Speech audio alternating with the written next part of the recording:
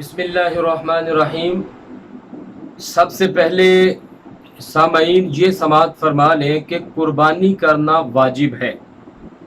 ہر اس مسلمان پر جو عاقل ہو، بالغ ہو، مقیم ہو اور صاحب نصاب ہو، وہ مرد ہو یا عورت ہو، اس پر قربانی کرنا واجب ہے۔ اب صاحب نصاب کس کو کہا جائے گا؟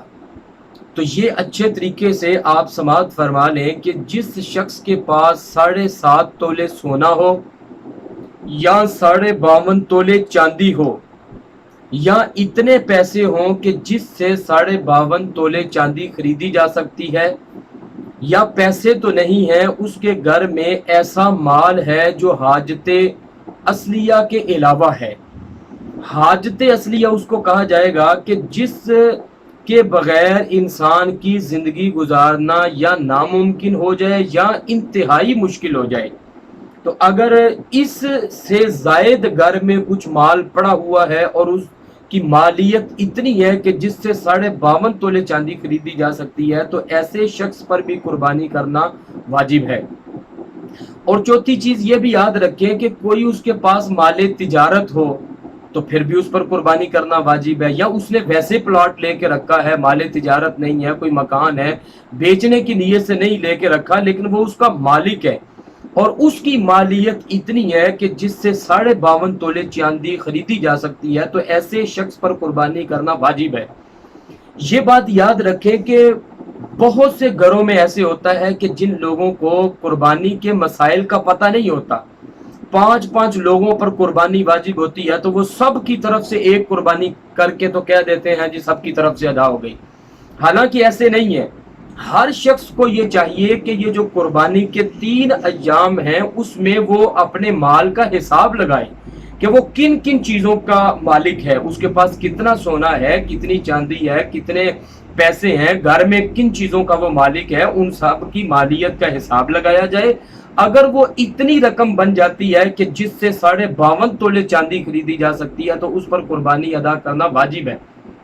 یہ ممکن ہے کہ باپ پر بھی قربانی واجب ہو رہی ہو، ماں پر بھی الگ واجب ہو رہی ہو، بیٹے کماتے ہیں، عاقل بالغ ہیں، اپنا پیسہ ان کے پاس ہے، ان پر الگ واجب ہو۔ تو گھر میں بعض اوقات 5 لوگوں پر قربانی واجب ہوتی ہے، اور اکثر دیکھا گیا ہے کہ ایک کی طرف سے قربانی کر کے کہہ دیا جاتا ہے چلیں یہ سب کی طرف سے ہو گئی۔ اس طرح تو کسی کی طرف سے بھی نہیں ہوگی۔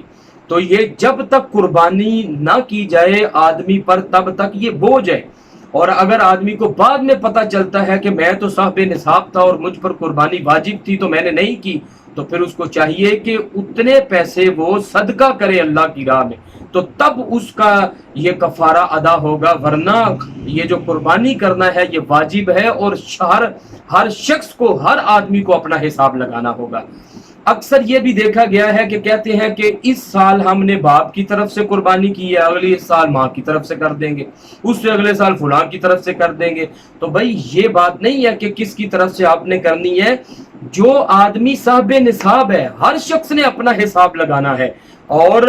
ہر شخص نے اپنا الگ الگ حساب لگا کر تو پھر دیکھنا ہے کہ کس پر قربانی بنتی ہے۔ تو جس پر قربانی بنتی ہے اس کی طرف سے ادا کرنا ضروری ہے، جس پر نہیں بنتی ٹھیک ہے وہ نفلی اگر کر لی جائے تو ثواب ہے، نہ کرے تو گناہ نہیں ہے۔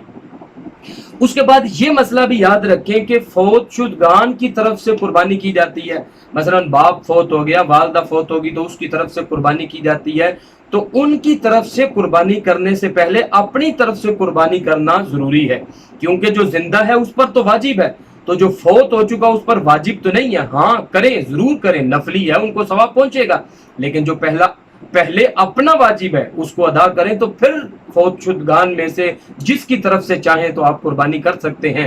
اور یہ انتہائی اچھا عمل ہے کہ اگر اللہ تعالیٰ توفیق دے تو مدینے کے تاجدار سرور سربراں سیاح لا مکان جناب احمد مجتبی محمد مصطفیٰ صلی اللہ علیہ وسلم کی طرف سے بھی قربانی کی جائے، کیونکہ حضور صلی اللہ علیہ وسلم اپنی طرف سے بھی قربانی فرمایا کرتے تھے اور اپنے امتیوں کی طرف سے بھی قربانی فرمایا کرتے تھے، اور فرماتے کہ یہ میری امت کی طرف سے ہے۔ تو اس لیے امید ہے کہ آپ لوگ یہ نصاب اچھے طریقے سے سمجھ گئے ہوں گے۔ ایک دفعہ پھر سماعت فرما لیں، جس شخص کے پاس 7.5 تولے سونا ہو یا 52.5 تولے چاندی ہو یا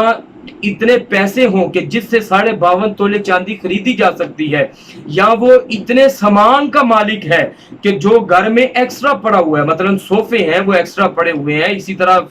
ایک فریج جو ہے اس سے گزارا ہو سکتا ہے، 2 فریجیں پڑی ہوئی ہیں، ایک موٹر سائیکل سے گزارا ہو سکتا ہے، 2 ہیں، یہ ساری چیزیں شامل کی جائیں گی جن کا وہ مالک ہے۔ اور اگر وہ اتنی مالیت بن جاتی ہے کہ جس سے 52.5 تولے چاندی خریدی جا سکتی ہے، تو ایسے شخص پر قربانی ادا کرنا واجب ہے۔ وہ مقیم بھی ہے، صاحب نصاب بھی ہے، عاقل بھی ہے، بالغ بھی ہے، مسلمان بھی ہے، تو پھر اس کو قربانی ضرور کرنی چاہیے۔ اس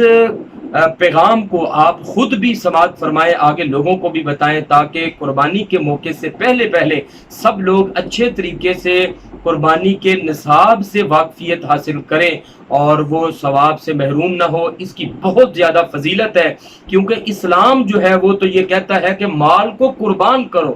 دل میں مال کی محبت زیادہ نہیں ہونی چاہیے، اللہ کی محبت زیادہ ہونی چاہیے۔ اس لیے صدقے کے موقع پر بھی مال کو خرچ کرنے کا حکم دیا گیا، زکوٰۃ کا موقع آیا تو وہاں پر بھی مال خرچ کیا جاتا ہے، حج جمرے پر بھی مال کو خرچ کیا جاتا ہے، قربانی پر بھی مال کو خرچ کیا جاتا ہے۔ اور اللہ کے رسول صلی اللہ علیہ وسلم نے فرمایا کہ جو شخص قربانی کرتا ہے، اس جانور پر جتنے بال ہوتے ہیں، ہر بال کے بدلے قربانی کرنے والے کو اللہ تعالیٰ نیکیاں عطا فرماتا ہے، جتنے بال ہیں اتنی نیکیاں اللہ تعالیٰ عطا فرماتا ہے۔ تو اس لیے یہ نہ سوچیں کہ ہم اللہ کی راہ میں مال کو قربان کریں گے، اس پیسہ کا تو ہم یہ بھی کر سکتے ہیں، یہ بھی کر سکتے ہیں۔ بھئی اللہ کی راہ میں مال کو خرچ کریں گے تو اللہ تعالیٰ ہمیں اور زیادہ عطا فرمائے گا، اگر نہیں خرچ کریں گے، اس کو جمع کر کے رکھیں گے تو پھر مال میں برکت کیسے آئے گی؟ اس لیے اللہ نے مال دیا ہے تو اللہ کی راہ میں اپنے مال کو قربان کیا جائے، تو پھر دیکھیں اللہ تعالیٰ کس طرح رزق میں برکتیں نازل فرماتا ہے۔ ہاں، اگر کوئی شخص جانور الگ سے قربان نہیں کر سکتا، بکرا نہیں قربان کر سکتا، کوئی بکری نہیں قربان کر سکتا، تو وہ حصہ بھی تو ڈال سکتا ہے۔ گائے میں 7 حصے ہیں، اونٹ میں بھی 7 حصے ہیں، تو آپ حصہ ڈال لیں، وہ کم بنتے ہیں تو ٹھیک ہے۔ تو اس لیے یہ نصاب کو سمجھنے کے بعد سب لوگوں کو چاہیے کہ وہ اپنا اپنا حساب لگائیں اور اس حساب کے مطابق دیکھیں کہ ہم صاحب نصاب بنتے ہیں کہ نہیں، اور اگر بنتے ہیں تو پھر ضرور قربانی کی جائے، اگر اللہ تعالیٰ نے توفیق عطا فرمائی ہے۔ دعا ہے اللہ تبارک و تعالی ہم سب کو توفیق عمل عطا فرمائے، آمین ثم آمین۔